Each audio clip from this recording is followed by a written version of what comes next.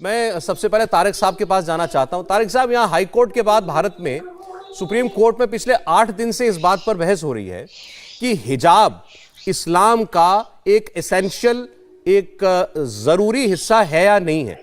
और दलील यह है कि चूंकि यह एक एसेंशियल पार्ट ऑफ इस्लाम है, इसीलिए बच्चे को आप अलग नहीं कर सकते, बच्चे पर आप ये तनकीद नहीं कर सकते कि वो हिजाब नहीं पहनेगा। इस बात पर बहस है। तो पहले यही हम समझ लें कि ये इस्लाम का अनिवार्य हिस्सा है या नहीं है।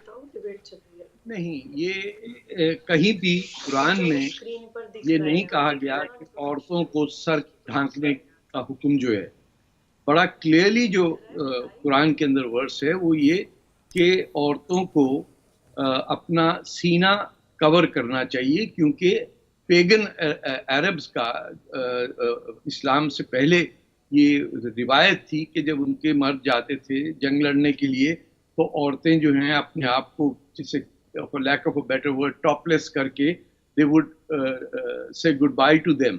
नाच था, उस पर पाबंदी थी कि अपने सीनों को ढांप के रखो, एज क्लियर एज दैट।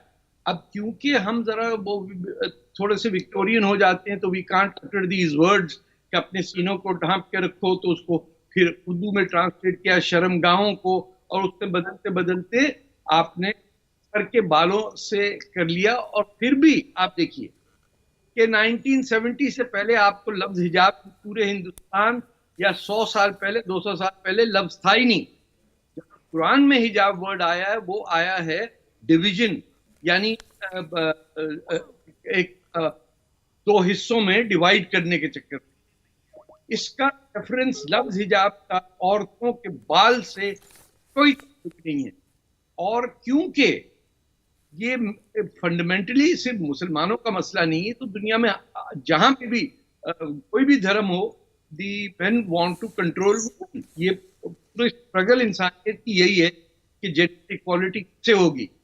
और क्योंकि इससे एक इंडियन पाकिस्तानी सोसाइटी के अंदर आप कंट्रोल कर सकते हैं बच्चियों के, तो they are being forced to wear this. और अनफॉर्चुनेटली इसमें वो काम अपना सारा मौलवी लोग करा रहे हैं उन्हीं औरतों से। वो नहीं कह रहे, उन्हीं औरतों से, ये चाहे वो सास है या बहू है या बेटी है, से कहा जा रहा है छोटी छोटी बच्चियों को, 4-5 साल की बच्चियों को ये हिजाब पहनो। लेकिन कोई ये नहीं पूछता कि आज से 5-10 साल पहले ये वर्ड एग्जिस्ट ही नहीं करता था। जो हम दुपट्टा पहनते थे, हिंदू है या मुसलमान है, पंजाब से मैं हूं, वो मजहब से उसका ताल्लुक नहीं था, वो तो धूप से था।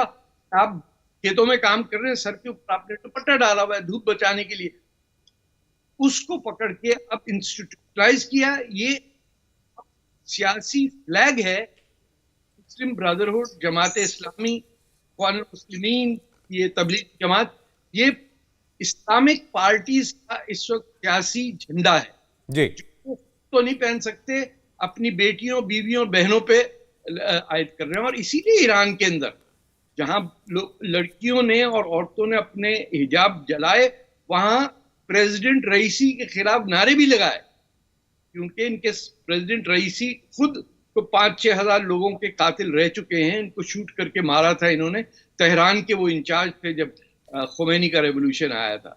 So people are very well aware कि क्या है। हिंदुस्तान में मसला है कि मौलवियों का ब्लैकमेल है।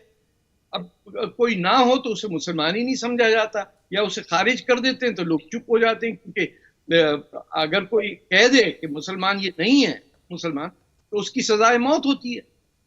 तो बेतहाशा 12वीं सदी की जो मांगे थी, उनको 20वीं सदी के अंदर। जी ठीक है तारिक साहब, आपने बिल्कुल एक चीज आपने बिल्कुल क्लियर कट कही कि हिजाब का कुरान में कहीं जिक्र नहीं है। इस्लाम में इसको अनिवार्य हिस्सा कहना या एसेंशियल पार्ट ऑफ रिलीजन कहना, ये सरासर गलत होगा। ये हमारी अदालतों में यही सब दलीलें आजकल चल भी रही हैं। मैं यास्मीन जी के पास जाना चाहता हूं। यास्मीन जी, सवाल यह कि हम यहां भारत में बच्चियां स्कूल में हिजाब पहनकर जाएं, इस हक के लिए लड़ रहे हैं। और आप ईरान में देखिए, जहां पर हिजाब पहनना अनिवार्य है, वहां पर औरतें, लड़कियां, बच्चियां सड़कों पर उतरी हुई हैं कि हम नहीं पहनेंगे, हम पर जबरदस्ती मत थोपो। ये हम कहां हैं और वो कहां जा रहे हैं?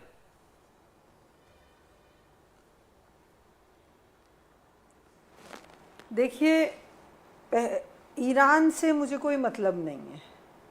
क्योंकि वो मेरा देश या मेरा मुल्क और ईरान में बहुत फ़र्क है। हाँ, एक बात मैं भूल गई, मैं SGPI की नेशनल जनरल सेक्रेटरी हूँ, मुस्लिम पर्सनल लॉ बोर्ड की नहीं। अच्छा मैम, और ना वहाँ की प्रवक्ता हूँ, इसको ना ठीक करा देंगे। उनके बिहाफ पे कभी कुछ बोलती हूँ।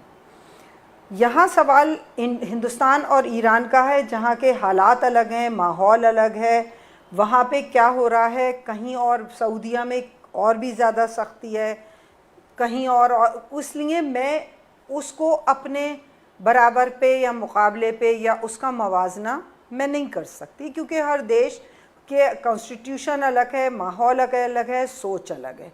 आप अगर अपने देश की बात करते हैं, मेरी एक छोटी सी सोच है जो मैं बार बार कहती हूँ कि वहाँ औरतें या ख़वातीन या लड़कियाँ हिजाब फेंक रही हैं, उन्हें हिजाब नहीं पहनना, ये उनकी मर्ज़ी है। मैं ना उन पे कोई एतराज़ कर रही, बिल्कुल सही है, उनकी मर्ज़ी है, उनका दिल चाहे जो करें। हमारे यहाँ जो बच्चियाँ हैं वो ये एहतजाज कर रही हैं कि हमें हिजाब पहनना है। देखिए, वहाँ ज़बरदस्ती तो नहीं है, बिल्कुल भी उनसे नहीं कहा जा रहा कि कोई ज़बरदस्ती है कि आप हिजाब पहनिए। वो ख़ुद उस पर एहतजाज कर रही हैं। सेकुलरिज्म की बात है यहाँ पे, हमारा देश का संविधान है। हम ये कहते हैं कि जो हिजाब, मैं आपको धर्म पे बात भी नहीं कर रही हूँ, मैं नॉर्मल आपसे बार बार एक ही बात कहती हूँ। कोई बच्ची सर ढक, आज आप बताइए, धूप में जब लड़कियाँ निकलती हैं हाथ कवर करके, सर कवर करके, एक लॉजिक भी है कि बाल ख़राब होते हैं, आजकल इतना गर्द और इतना पॉल्यूशन है, वो औरतें लड़कियां खुद अपने ढक ढका के सर हाथ पाँव सब निकलना चाहती हैं, अपनी स्किन की हिफाजत, अपने बालों की हिफाजत करना चाहती हैं। हम क्यों इसको मज़हब से नहीं मुझे जोड़ना। मैं सिर्फ एक बात कहती हूँ कि मेरी मर्ज़ी है मैं सर पे दुपट्टा ओढ़ूँ, मेरी माँ की मर्ज़ी है वो बुर्का ओढ़े, मेरी बेटी की मर्ज़ी है वो जीन्स पहने, वो नहीं पहने हिजाब, वो उनको उनकी मर्ज़ी पे छोड़ दीजिए। आप उन पे कानूनन या वो थोपने की। इंडिया टीवी हर वक्त हर जगह डाउनलोड करने के लिए सर्च करें India TV news Google play store या ऐप स्टोर पर।